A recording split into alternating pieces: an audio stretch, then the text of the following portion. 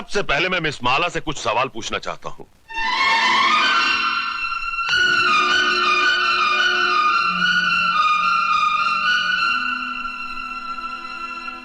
Miss माला, आपका यह कहना है कि मेरे मुवक्किल मिस्टर राज ने आपके साथ बलात्कार किया, लेकिन मेरा यह कहना है कि आप अपनी मर्जी से उनके साथ हम बिस्तर हुई और उसके बाद उन्हें बदनाम करने के लिए आपने उन पे इल्जाम लगाया कि उन्होंने जबरदस्ती आपकी ऐसा धंधा आपके खानदान की लड़कियां करती होंगी, मैं नहीं करती। You bloody! खबरदार, जो एक भी लफ्ज गलत बोला तो आपको शर्म नहीं आती अपनी बेटी जैसी लड़की से ऐसी बात कहते हुए?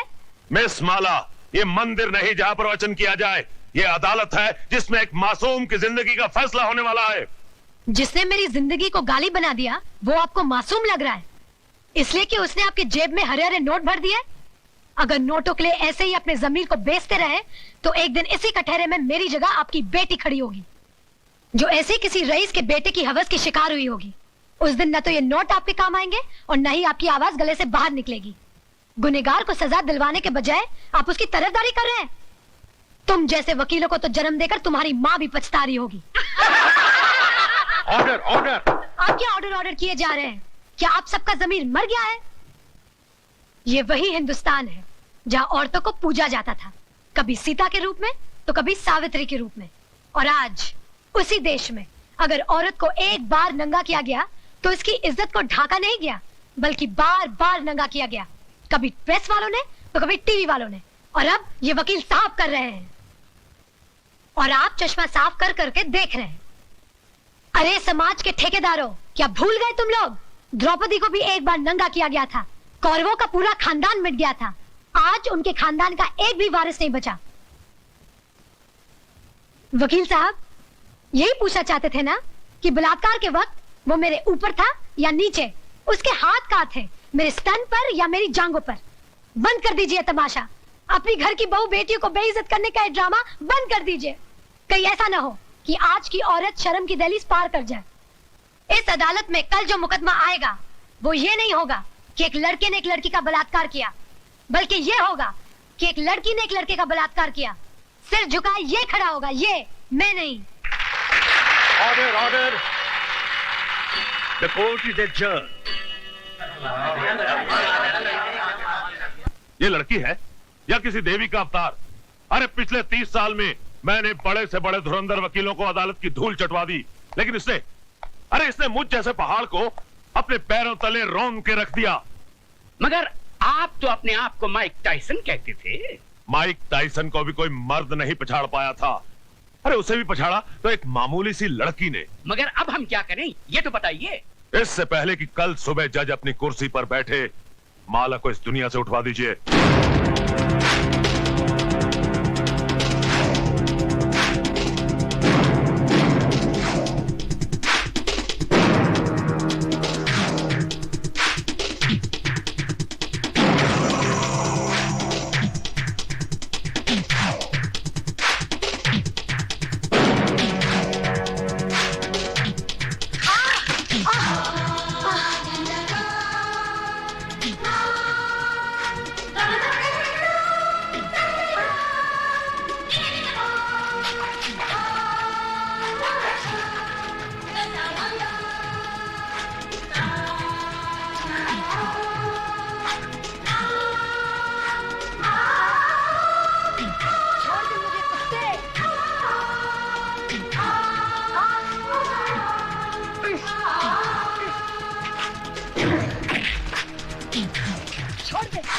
छोड़ दे मुझे।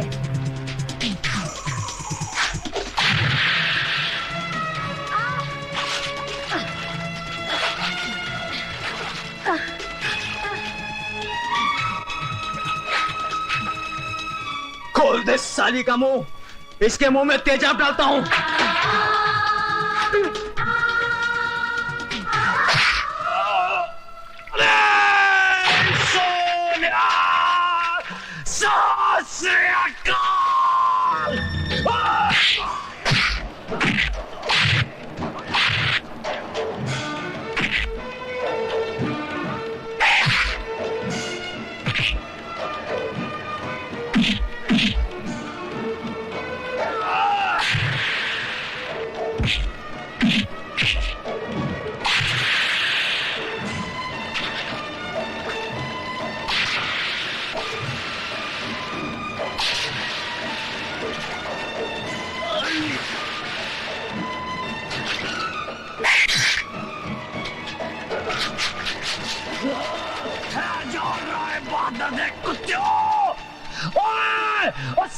सरदार करतार सिंह तोड़े फटे चक देगा। क्या डरा रहा है बहादुर पेड़ के टकेलू? मिलोड, पिछले 30 सालों से मिस्टर ज्ञान प्रकाश इंसाफ के इस मंदिर की चौखट पर अपना माथा टेकते आए हैं। इस देवी के चरणों में श्रद्धा के फूल चढ़ाते आए हैं, क्योंकि ये अब तक हर मुकदमा जीतते आए हैं। लेकिन आज जब पहली बार इन्हें शिकस्त की हल्की सी झलक दिखाई दी तो ये बौखला गए। इंसाफ के इस मंदिर से इनका विश्वास उठ गया, इस देवी में इनकी श्रद्धा टूट गई और इन्होंने अपने हाथों में इंसाफ के तराजू की जगह दौलत की तलवार उठा ली। मेरी मुवक्किल माला को इस दुनिया से उठाने का फैसला कर लिया, उस पर कातिलाना हमला करवाया। अगर यकीन नहीं आता मिलॉर्ड तो आप खुद ही देख लीजिए माला के जिस्म पर पड़े हुए जख्मों के ये निशान।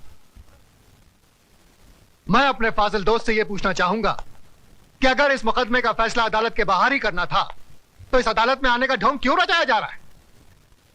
जब इन मासूम बच्चों के बयान के बगैर इस मुकदमे को अंजाम तक पहुंचाया जा सकता है तो फिर इन्हें क्यों बुलाया गया है? अगर ताकतवर अपनी ताकत के जोर पर ही मुकदमे का फैसला करवा सकता है तो यह अदालत क्यों बनाई गई है?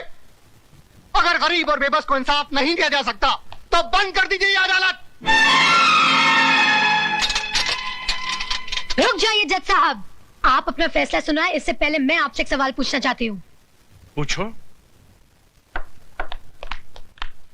अगर मुकदमा ये वकील साहब जीत गए तो इन्हें ढेर सारे नोट मिलेंगे और इनका मौकिल छूट जाएगा, और अगर ये वकील साहब जीत गए तो इस आदमी को 7 साल की सजा हो जाएगी। दोनों ही सूरतों में मुझे क्या मिला? कानून ने मेरे साथ क्या इंसाफ किया? जो इंसान कानून की मर्यादा को तोड़ता है कानून ही उसे सजा देता है। मर्यादा मेरी तोड़ी गई है, कानून की नहीं। इज्जत मेरी लुटी है, कानून की नहीं। Order order. क्या मैं माथे पे लगे इस कलंक के साथ जी सकूंगी? कौन थामेगा मेरा हाथ? कौन भरेगा मेरी मांग में सिंदूर? किसके नाम का मंगलसूत्र मैं पहनूंगी अपने गले में? अरे इस देश में तो सीता माँ को भी अग्नि परीक्षा के बाद माफ नहीं किया गया था, फिर मैं तो एक मामूली सी लड़की हूँ। हर लड़की बचपन से एक ख्वाब देखती है कि एक दिन उसकी बारात आएगी, उसका राजा घोड़े पे सवार होकर उसे ब्याह कर डोली में ले जाएगा। पर मेरा ये ख्वाब ख्वाब ही रह गया। क्या मेरी बारात कभी नहीं आएगी? क्या मेरा राजा अब कभी नहीं आएगा? जज साहब, क्या मैं बिन ब्याही रह जाऊंगी? क्या मैं बिन ब्याही रह जाऊंगी?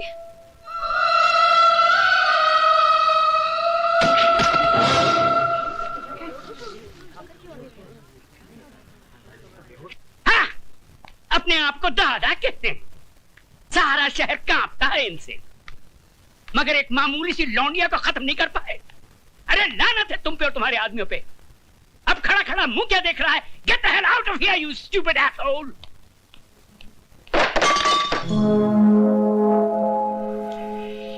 कौन है वहां? सामने आओ वरना गोली मार दूंगा। तुम किस किस को गोली मारेंगे साहब? एक गुनाह को छुपाने के लिए और कितने गुनाह करेंगे? पूरा शहर तुम्हारे नाम पर थूक रहा है, पूरे शहर को मिटाएंगे। साहब, इंसान ही बने रहना, भगवान बनने की कोशिश मत करना, वरना वो ऐसा मिटा देगा कि ना तुम जी सकोगे ना ही मर सकोगे। तुम्हारी ये मजाल कि हमारे सामने जबान खोलो। 40 साल लगे साहब, 40 साल, तब जाके जबान खुली है। पैसों से बहुत बड़े हो गए लेकिन इंसान छोटे रह गए। कौशल्या, तुम्हें तमीज नहीं मालिक से कैसे बात की जाती है? तुम तमीज सिखाओगी मुझे? जिसने तुम्हारे मर्द को पैजामे का नाड़ा बांधना सिखाया है? अरे बहू, जब घर में आग लगी हो तो पानी डालकर उसे बुझाया जाता है, लेकिन तुम उस आग में तेल डाल रही हो। अगर इसी रफ्तार से तेल डालती रही तो कुछ ही दिनों बाद यहाँ हवेली नहीं शमशान घाट होगा। इनफ इज इनफ, नमक हराम, दफा हो जाए यहाँ से। और खबरदार जो फिर इस दहलीज पे कदम रखा। फिक्र मत करो साहब, तुम्हारी दहलीज पर पैर तो क्या, उस पर थूकूंगी भी नहीं। दोनों तरफ के गवाहों के बयानात सुनने के बाद और तमाम हालात को मद्देनजर रखते हुए ये अदालत इस नतीजे पर पहुंची है कि मुलजिम राज ने जुर्म किया है और वो कानून का मुजरिम है। लेकिन कानून से पहले वो माला का मुजरिम है, जिसकी जिंदगी को उसने तबाह कर दिया और समाज में इज्जत से जीने का हक उससे छीन लिया।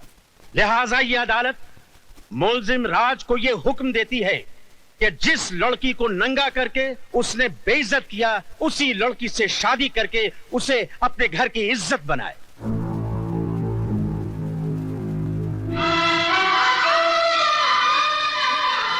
चौबीस घंटे के अंदर अंदर अदालत के इस फैसले की तामील की जाए।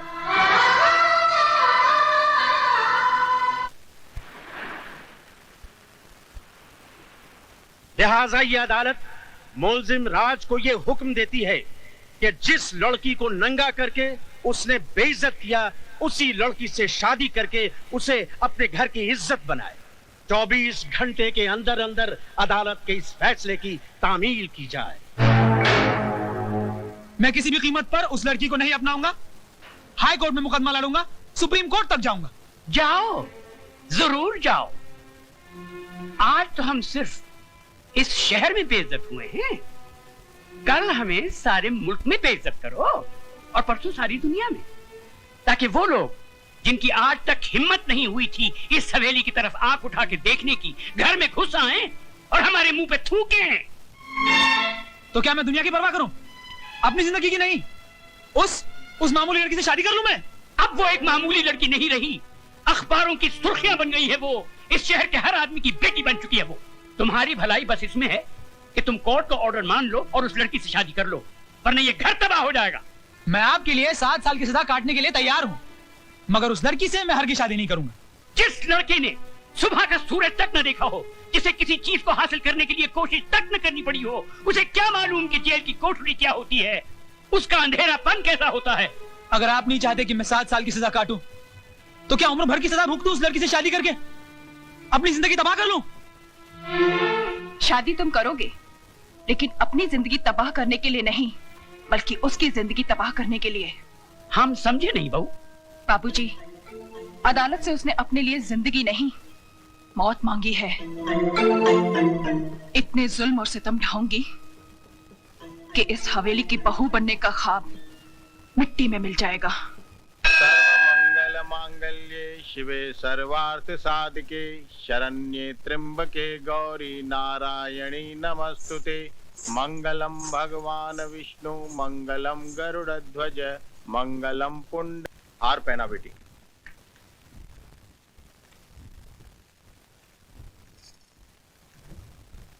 अपनी पत्नी की मांग भरो।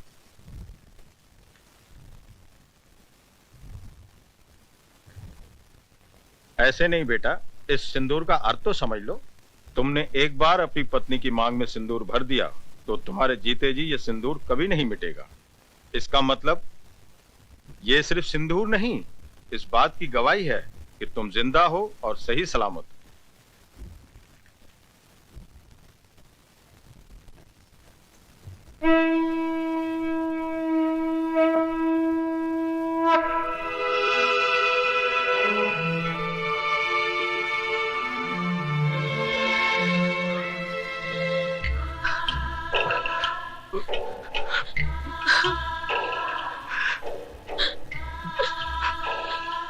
जा बेटी जा, मैं वाहिगुरु से झोली फैला के तेरी खुशियों की भीख मांग लूंगा। जा।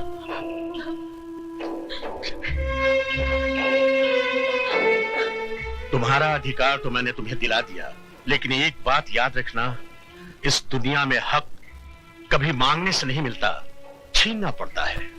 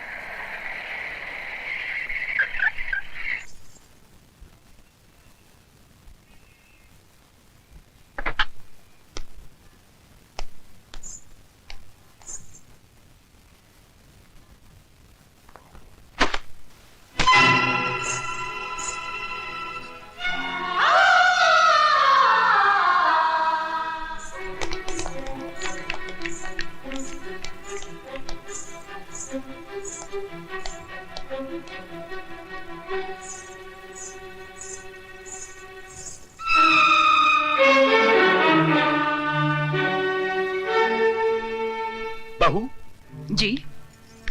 हम लंदन जा रहे हैं।